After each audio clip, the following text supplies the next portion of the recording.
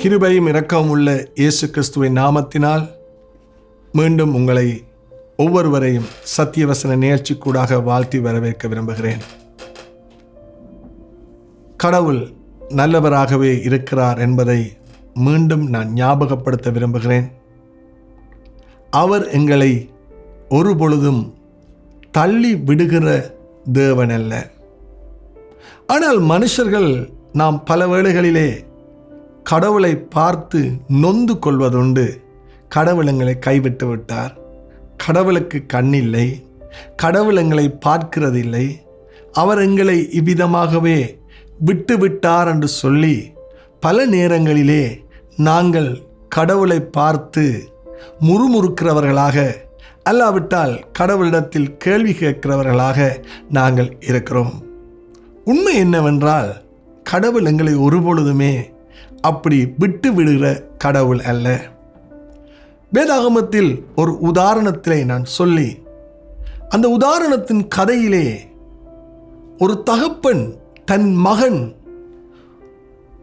தகப்பனை விட்டு அவருடைய சொத்துக்கள் எல்லாம் பிரித்து எடுத்துக்கொண்டு எல்லாவற்றையும் செலவழிக்கிறதற்காகவும் தான் சந்தோஷமாய் வாழ முடியும் என்று சொல்லி தகப்பனை விட்டு பிரிந்து சென்று விட்டார்.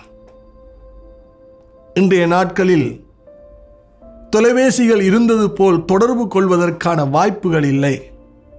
எனக்கும் உங்களுக்கு தெரியும், அன்று ஒருவர் பிரயாணம் பண்ணி போய்விட்டால் மீண்டும் வர மட்டும் நம்பிக்கையோடு இருக்க வேண்டியதுதான். ஒருவர் மீண்டும் வருவார் என்று சொல்லி அவர் போற இடத்தில் இருக்கிற இடத்திற்கும் தொடர்பு படுவதற்கான வாய்ப்புகள் பல காலங்களாகவே இல்லாத ஒன்றாகவே இருக்கிறது. ஆனால் இன்று அப்படி அல்ல. ஒருவர் வெளிக்கிட்டு விட்டாலே அவர் எங்கே இருக்கிறார், எவ்விடத்தில் இருக்கிறார் என்பதை எல்லாவற்றையும் அவதானிப்பதற்கான தொழில்நுட்பம் வளர்ந்திருக்கிறது என்பதை நானும் நீங்களும் அறிந்திருக்கிறோம். ஆனால் அந்த காலத்திலே இவ்விதமாக தன் தகப்பனை விட்டு தன்னுடைய சொத்துக்களை எல்லாம் எடுத்துக்கொண்டு பிரிந்து மகன் போய்விட்டு விட்டான். ஆனால் இந்த தகப்பனானவர் அந்த மகன் எப்பொழுது மீண்டு வருவார் என்று சொல்லி அங்கே காத்திருக்கிறவராய் அவரை எதிர்பார்த்து கொண்டு, மகனை எதிர்பார்த்து கொண்டு இருக்கிற ஒரு தகப்பனாக வேதாகமத்தில் சில உதாரணங்களை கடவுள் அங்கே காண்பித்திருக்கிறார். உண்மை அதுதான். கடவுளை விட்டு நாங்கள் எவ்வளவு தூரம் போனாலும் அவர் நாங்கள் மீண்டும் அவரிடத்தில் வர வேண்டும் என்று சொல்லி அவர் எதிர்பார்த்து கொண்டு எங்களை பார்த்து கொண்டு இருக்கின்ற ஒரு ஆண்டவராய், கடவுளாகவே அங்கே காணப்படுகிறவராய் இருக்கின்றார். ஆனால் எங்களுடைய கஷ்டங்கள், வேதனைகள், பாடுகள் இவைகள் எங்கள் வாழ்க்கைக்குள் வருகிற பொழுது நாங்கள் நினைக்கிறோம், கடவுள் எங்களை கைவிட்டு விட்டார், எங்களை விட்டு அவர் போய்விட்டு விட்டார். ஆகவே தான் நாங்கள் இவ்விதமான கஷ்டங்கள் மத்தியிலே நாங்கள் சென்று கொண்டிருக்கிறோம் என்று நானும் நீங்களும் சிந்திப்பதொன்று. வேதத்தில் சங்கீதக்காரனாகிய இவ்விதமாய்த்தான் அவன் யோசிக்க ஆரம்பித்து விட்டான். சங்கீதம் 31வது அதிகாரம் 22வது வசனத்திலிருந்து 23ஆம் வசனம் மட்டும் உள்ள பகுதிகளிலே, உம்முடைய கண்களுக்கு முன்பாக இராதபடிக்கு வெட்டுண்டேன் என்று நான் என் மனக்கலக்கத்திலே சொன்னேன். ஆனாலும் நான் உம்மை நோக்கி கூப்பிட்ட போது என் விண்ணப்பங்களின் சத்தத்தை கேட்டீர். கர்த்தருடைய பரிசுத்தவான்களே, நீங்கள் எல்லாரும் அவரில் அன்பு கூறுங்கள். உண்மையானவையை கர்த்தர் தற்காத்து இடும்பு செய்கிறவனுக்கு பூரணமாய் பதில் அளிப்பார். இந்த பகுதிகளிலே ஆரம்பிக்கிற பொழுது இந்த சங்கீதக்காரன், இந்த மனுஷன் சொல்லுகிறான், ஆண்டவரே, உம்முடைய கண்களில் இருந்து நான் பிரிக்கப்பட்டு விட்டேன், உம்முடைய கண்களுக்கு முன்பாக இராதபடிக்கு தள்ளுண்டு போனேன். அப்படி என்று சொன்னால் கடவுள் அவனை பார்க்கவில்லை, அவனை கைவிட்டு விட்டார் என்று சொல்லி தன் மனசிலே தன்னுடைய கவலைகள் மத்தியிலே அவன் சிந்திக்க ஆரம்பித்து விட்டான். இது நானும் நீங்களும் போகின்ற பாதைகள் தான், நானும் நீங்களும் யோசிக்கின்ற விதங்கள் தான்.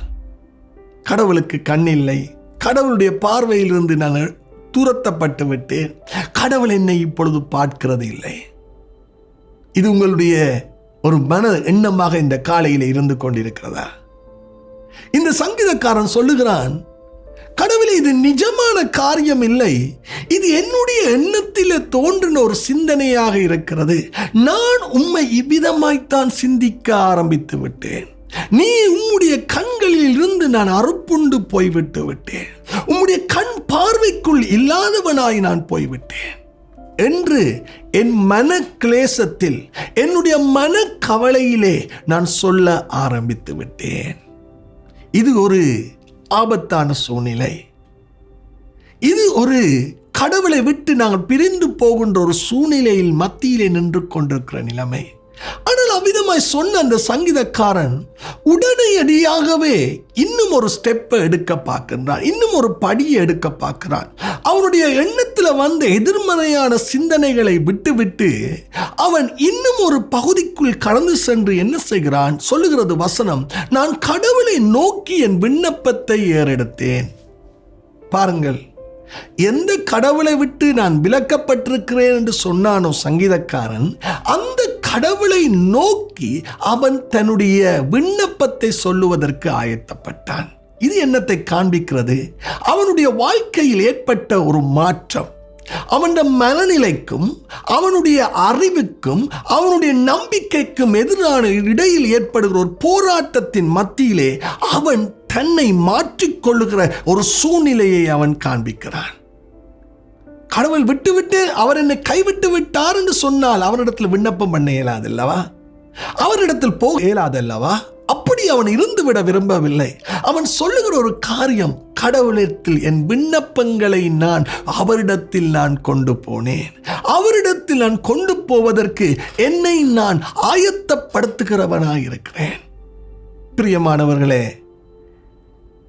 இதுதான் எங்களுக்குள் ஏற்பட வேண்டிய ஒரு பெரிதான மாற்றம். அந்த சர்வ வல்லமையுள்ள கடவுளை விட்டு நாங்கள் எங்கே போக முடியும்? இன்னும் ஒரு இடத்தில் சங்கீதக்காரன் சொல்லுகிறான், உமக்கு மறைவாய் நான் எங்கே நான் ஓடுவேன்? உமக்கு விரோதமாய் உம்முடைய பார்வையில் இருந்து நான் விலக்கப்பட்டு எங்கே போக முடியும்? நான் எங்கே போனாலும் அங்கே நீர் இருக்கிறவராய் இருக்கிறீர். இதுதான் நம்முடைய ஆண்டவர், இதுதான் நம்முடைய கடவுள். அவரை விட்டு எங்கே போனாலும் அவர் எங்களை பார்த்து கொண்டிருக்கிற ஆண்டவராகவே இருக்கிறார். இது ஒரு தைரியத்தையும் ஒரு புத்துணர்ச்சியையும் ஒரு நம்பிக்கையையும் இந்த காலை வேளையில் உங்களுக்கும் எனக்கும் ஏற்படுத்துகிறது அல்லவா? இந்த சங்கீதக்காரனை போல அவரிடத்தில் மீண்டும் நாங்கள் ஓடி வருவோம். அவரிடத்தில் மீண்டும் நாங்கள் எங்களுடைய விண்ணப்பங்களை ஒப்புக் கொடுப்போம். யார் பதில் கொடுக்க மாட்டார் என்று நீங்க மனசுல நினைக்கிறீங்களோ, யார் உங்களை பார்க்க மாட்டார், அவர் என்னை கவனிக்க மாட்டார் என்று நீங்க நினைக்கிறீங்களோ, அவர் உங்களுக்கு பதில் கொடுக்கிறதற்கு அவர் ஆயத்தமாய் உள்ளார்.